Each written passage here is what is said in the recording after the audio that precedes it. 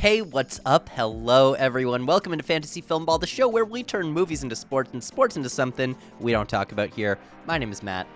My name is Dyl, and today we are back again with another draft. And I have to say, I'm a little upset. I keep losing these drafts, and I feel like my teams aren't that much worse than yours. But y'all's results out there say the opposite. Matt's won like 2 drafts in a row by over like 70%. I don't like this.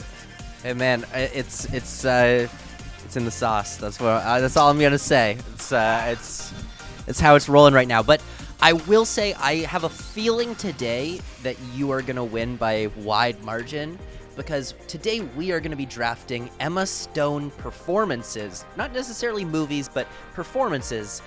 And I'm gonna say there's a clear top 3 here, and having 2 out of those top 3 makes your team absolutely goddamn unbeatable. So no matter what I pick here, I have a feeling you are going to crush me with that 2-3 pick unless you really fumble the ball, which I don't think you will. I mean, you said the same thing last week with the Studio Ghibli draft, and I liked my team a lot, but clearly, I don't know. I don't know if picking... I don't even think I had like an awful pick on my team, but it was like 80-20. I'm going to be real. I think part of it is Ponyo, and part of it is that not everyone has gotten to see Boy and the Heron yet.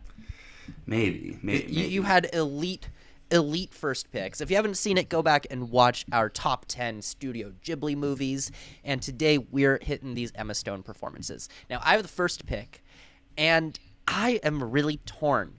Do I want to go with my favorite Emma Stone performance, or do I want to go with my favorite Emma Stone movie? Now, if I go with the favorite performance, I feel like I have a good chance of winning. That said, not everyone will have seen that performance yet because it is brand new in theaters. And the question there is, am I going to lose votes from people who just have not seen it yet? This is a really difficult choice. So I think in the end, I am going to have to go with my favorite movie and just count on some people not having seen Poor Things yet. So I'm going to take La La Land. Emma Stone plays Mia in this, and for this role, she won Best Actress and technically Best Picture for about 2 minutes. That's a whole other side of the story. La La Land is one of my top 10 movies of all time. It is just a wonderful piece of work about dreams, about wanting to be something more than you are, and about pushing until you achieve those goals. It's a beautiful film that came to me in the perfect time in my life, and Emma Stone is just absolutely wonderful in this movie. Now, it might not be my favorite performance from her, but it will be the most widely seen. So I'm going to leave the other one, my favorite performance of hers, which is a top 5 performance of all time, in my opinion. I'm going to leave that to you if you want to take it. So it's on the table.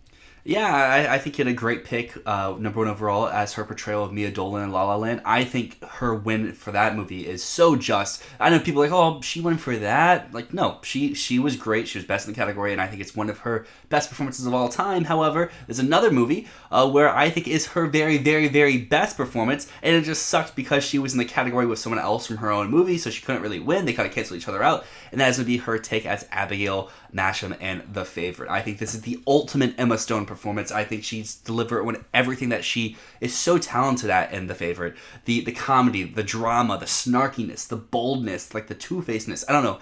Emma Stone, I think, is one of the best working actors in all of Hollywood today. And, I mean, you talk about the most recent movie, her take as Bella Baxter in Poor Things is also phenomenal. In my opinion, Emma Stone should have like 4 Oscars at this time, which I know is like very, very, very like big, but when you're one of the best, I mean, what can you say? And her take as Bella, we'll talk about it in the What We've Been Watching video that's coming out here very shortly, but she's a marvel in Poor Things. She's doing so much. She's taking risks that we haven't seen her do before, and I just feel like everything that she does is so committed in this movie, and it just works so well. I said it before, it's the top 5 performance of all time for me. Olivia Colman is also in my top 10 for her work in The Favorite, and I do think Emma Stone in Poor Things steps it up in terms of a Yorgos Lanthimos masterful performance. So yeah, I'm jealous that you got it, but I'm just counting on maybe some of our voters have not gotten out to the theater to see Poor Things yet. But if they've all seen it, you win automatically. I mean, I would have personally liked to have La La Land plus one of the Yorgos movies, not having both Yorgos movies, but I can't complain. Favorite, Poor Things, two great performances. All right, for my next pick, I'm going with a Best Picture winner here. Emma Stone's first Oscar nomination, Birdman or The Unexpected Virtue of Ignorance. Her performance in this is very strong. She, in a way, is sort of the catalyst for a lot of what happens in this movie. She is the no-nonsense daughter of the main character who kind of sets him straight. She kind of constantly tells him, like, you're kind of a narcissist.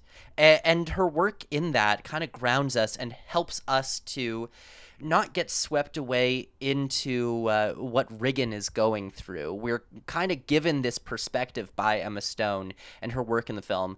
It was really the first time that I think Emma Stone was really taken seriously as an actor, too. Before then, she was the girl from Superbad who, like, you know, she did Superbad, Easy A, very fun performances, but this is the first time I think anyone took her really seriously.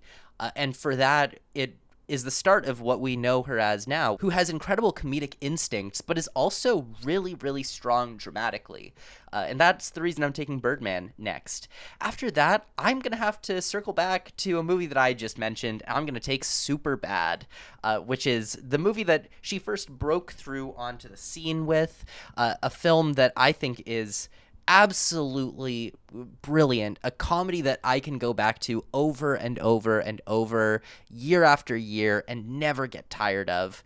It is just a wonderful movie with great writing and great performances and a cast that just, like, you look at that and go, oh my god, they all just became so much after this movie.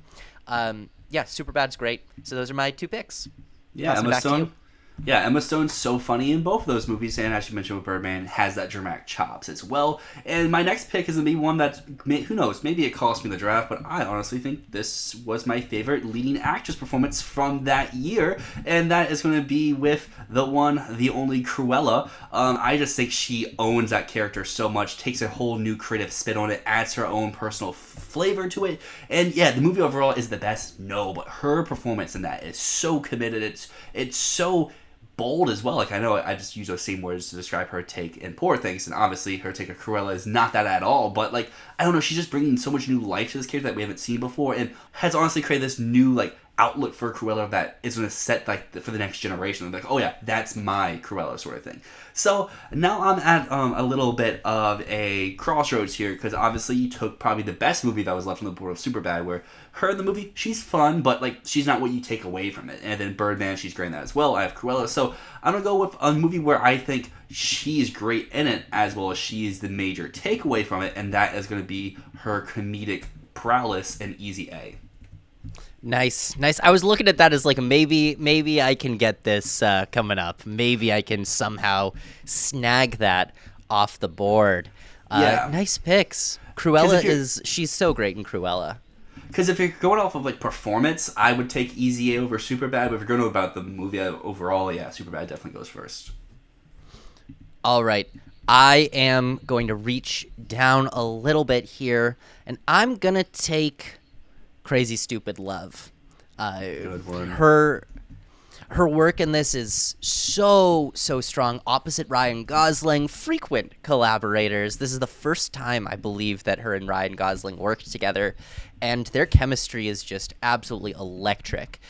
I remember the first time I watched this, and you get to the kind of twisty scene. For anyone who hasn't seen it, I'm not going to reveal what happens, but there's a moment where everything in this movie flips around, and that was when I realized just how goddamn good Emma Stone is in this role. It is flexing all of her muscles. There's some of the drama, but it's mostly comedic. It's, again, just showing how great her comedic instincts are. She is truly one of the funniest actors in the game right now. So Crazy Stupid Love is an easy next choice. After that, I am going to cheat just a little bit here, and I'm going to take Maniac, the Cary Fukunaga miniseries starring Emma Stone and Jonah Hill playing multiple different roles as as subjects in an experimental drug study. And they're kind of going through these different characters. What a crazy miniseries. If you haven't seen Maniac, I recommend binging it all the way through like it's a movie. And I'm going to say we should count this for the draft because, yes, maybe it's not a movie, but it is one of Emma Stone's performances. And it is on Letterboxd, which is my kind of metric for is this a movie or is it a TV show? And to me, it's just a very long movie in parts. Yeah, I mean, I'll count it. Why not? If I've seen The Curse, maybe I would be taking that right here, but I haven't seen The Curse yet because I also haven't seen it. Showtime is not something that's very easy to access out there. No. So there's a few options left here. I'm not on the getting board. Paramount Plus. I mean, it doesn't even come with Paramount Plus. You have to pay for an add-on to get Showtime. Really? Okay, Yeah. in Canada, it's on Paramount Plus. Oh, So I have Paramount Plus. We but Canadians. I don't have the Showtime add-on. There's a few options here.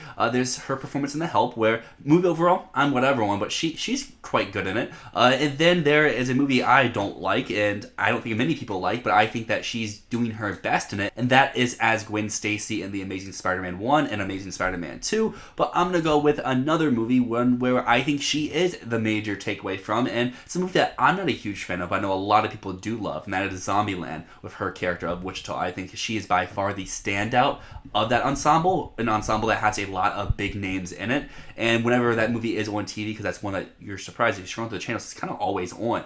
When you watch like the 5 to 10 minutes of it before like, okay, I don't want to watch this anymore, she's always very electric in those few minutes that you do watch. So that brings us to the end of our draft, and I'm feeling really good about this one. This is a fun, kind of even team thing, I think, you know?